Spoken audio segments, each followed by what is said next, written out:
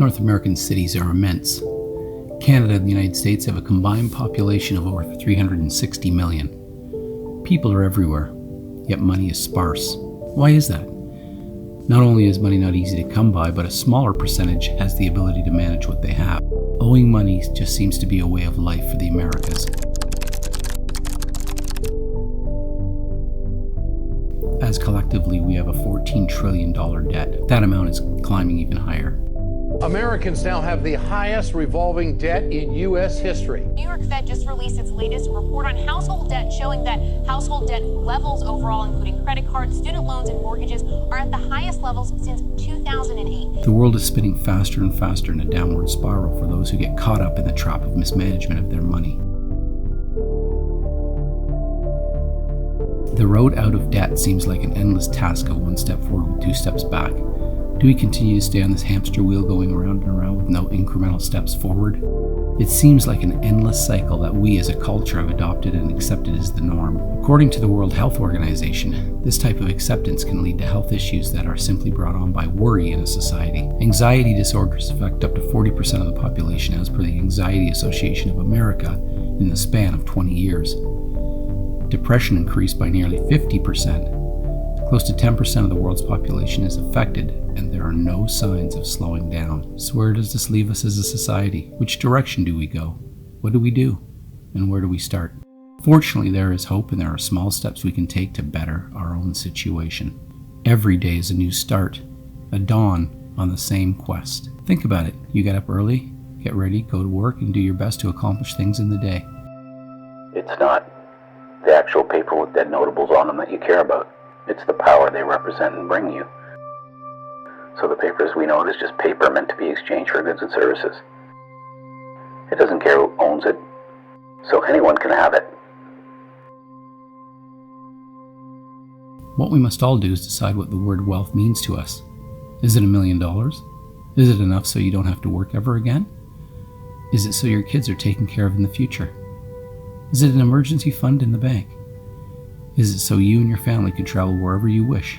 Who knows? It's up to you to determine. This will help when you take action on accumulation.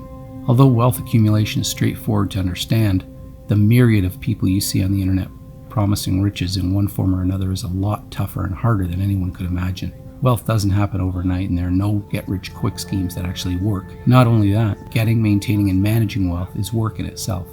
There are currently just over 20 million millionaires in the United States and Canada.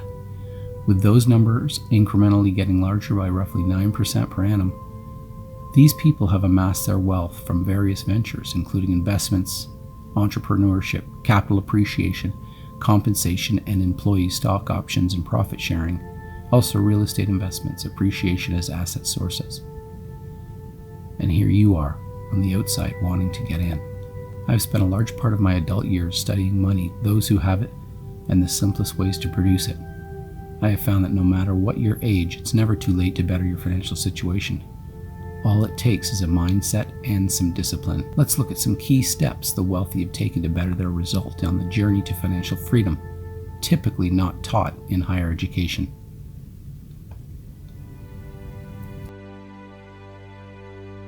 The interesting thing about our society is that the promotion of spending is everywhere, even at the government level.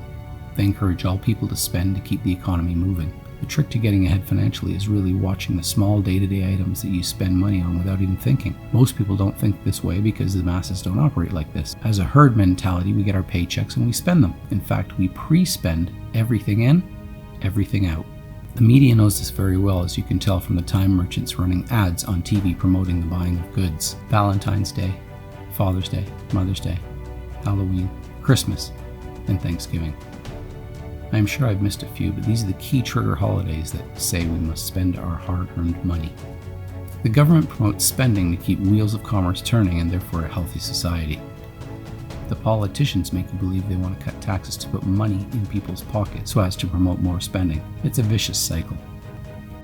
Studies about North America have revealed that over 50% of all Canadians and over 78% of all Americans suffer from this paycheck affliction. You don't want to fall into this trap. If you are there, then you want to plan to escape starting now. Pay yourself first isn't new. invented in the 20s, suggests you can't spend the cash that's out of sight or miss the money you never had in the first place. Every morning, millions of people drive to pick up their coffees at Starbucks or Tim Hortons, or they stop to buy an Egg McMuffin. Through the day, they buy some emotional food item to satisfy. Let's stop for a minute. Let's look at this.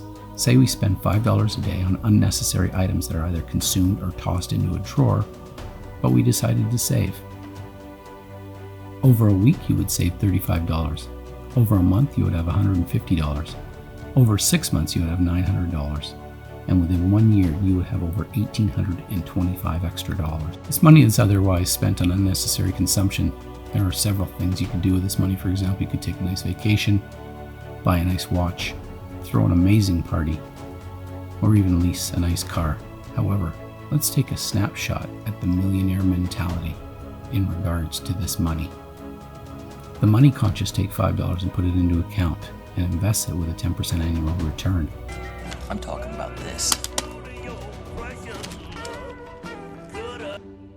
This nets them around $30,000 in 10 years, $330,000 in 30 years, and $2.3 million in 50 years. So without even thinking, take the first step. Take a container or a jar, and before you set out on your daily journey, put $5 in it.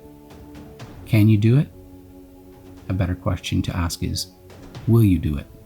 If we stop and take a look at some millionaire commonalities, we will find that most have a similar group of traits that coincide with one another.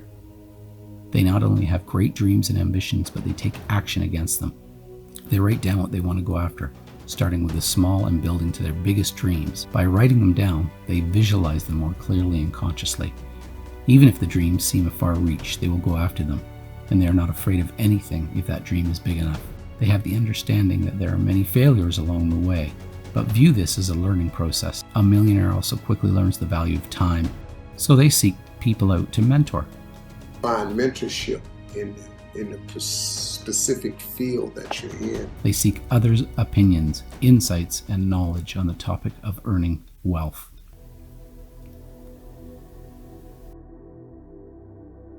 Time management can be described as the choice of dividing each minute, hour, day, or week into these small snippets of laser attention given to any planned task. When we try to accomplish a large group of things in the day without planning, we become lost. We all have the same amount each day. Why do some people seem to get far more done than others? The wealthiest in our society all seem to have this trait in their portfolio of successes. We over-inundated with tasks that cloud our day. There are some extra benefits to juggling activities and managing your tasks that really not many of us recognize. Ask yourself, do you manage your day correctly? We will experience less stress and a sort of euphoria if we know exactly what we are to do in a certain time in the day, and will experience or satisfaction knowing the task is accomplished. We tend to recognize greater opportunities in the day because tasks are pre-established, so we look differently at the world with more of an open mind to let ideas in. One of the keys to this exercise is to set a time limit on each task, and also plan as one of your tasks is a break from doing anything. Put into practice the following time management tasks in your day, and you will find an increase in the benefits of your life, including building more wealth. The first order of business is to set a primary goal. I understand we all have many things we wish to do in life, but if we choose one main thing, then write it. We can then arrange our daily tasks to help in getting that much closer to that goal. Since we're talking about building wealth, as general as it may seem, let's use this as our UPG, ultimate primary goal, and build our tasks around getting to that. Most millionaires do something every morning they do when they get up that proves very high quality, low stress way to start their day. They do the same thing. Take 30 or 60 minutes, condition our mind and bodies to be clear and fit. We can embrace the day with a certain openness. We can work out in the form of yoga or go to a gym for a workout. We may go for a power walk outside or on a treadmill, or we may simply meditate. The goal is to train your mind and body every morning to best accomplish the tasks of the day and be open for new opportunities. We lead busy lives. Most millionaires accomplish the less productive or menial tasks early in the day. These are usually things that are second nature and don't require too much thought. Things like making lunches, dishes, house cleaning, etc. You may ask, why is a millionaire doing that? You have to remember that they didn't start out wealthy, so these tasks they did themselves. It's all a part of the journey. You should set incremental stages to reach along the way. You can assign tasks to get you closer to the goal, along with dates to give you targets to head for. You may work in an office or from home. But you want to do this task without interruption, including telephone, email, kids, or spouse. Most of us spend time on social media to get entertained. The wealthy spend their time on social media studying things that bring them closer to their ultimate goal. Focus on the things that bring you money, or that you wish to learn that will eventually bring you more money. Still silenced on social media this morning, banned from Twitter, Facebook, Instagram, Snapchat. Through the day, as you train your behaviors to focus on working towards your goal, you may think that this will take forever. In the grand scheme of things, because you have never done this before, you will soon fast find the progress of your goal to be apparent. They don't waste time on thoughts about failure. Do you have a job that you're exceptional at? You may have a skill that does not involve your current job. You may be unemployed currently, but you know you have a skill that other people in the world are getting paid for. Can you answer yes to any of these? In the world of wealth, the people who have made their mission to gain more have always looked inside themselves mentally and tried to exploit the skills they have. They can write information about their skill for others to buy, or even post a video on how to do things that they're already good at. This can save you a lot of time in the long run while contributing to your UPG. Always make time for family. When the day is coming closer to an end, you want to make sure work day is over. Finally, when you're lying in bed, take stock of the day. Many wealthy people think back over the day and pinpoint the tasks that got them one step closer to their goal. Even though most tasks should be based around a bigger goal, there are usually one or two things that stand out. It's okay if there aren't. A new day is coming and you must perform the same planning as you did the prior. Trust me, it will pay off.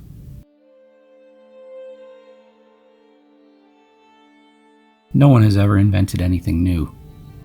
Let me reiterate, in the world of wealthy people, no one has entirely developed a new strategy for getting rich or accumulating wealth. There's at least some information, idea, or process is learned about the wealth puzzle from another person.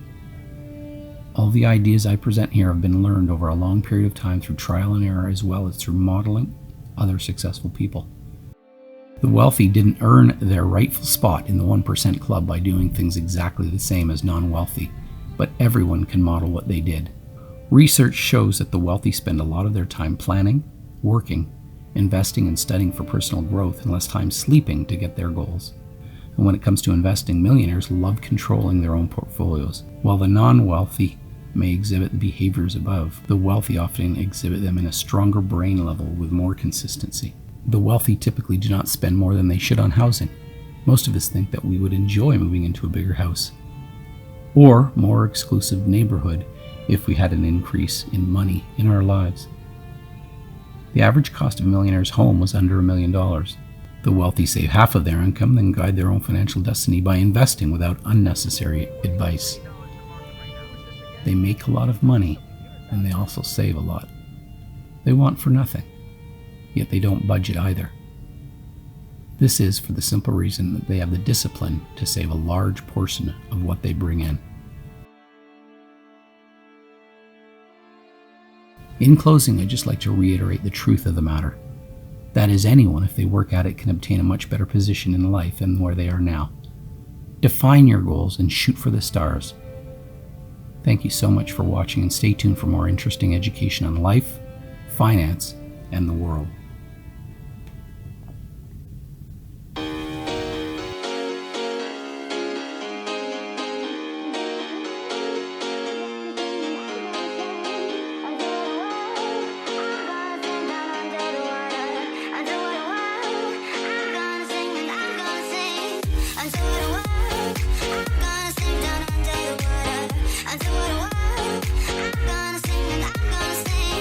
Until the world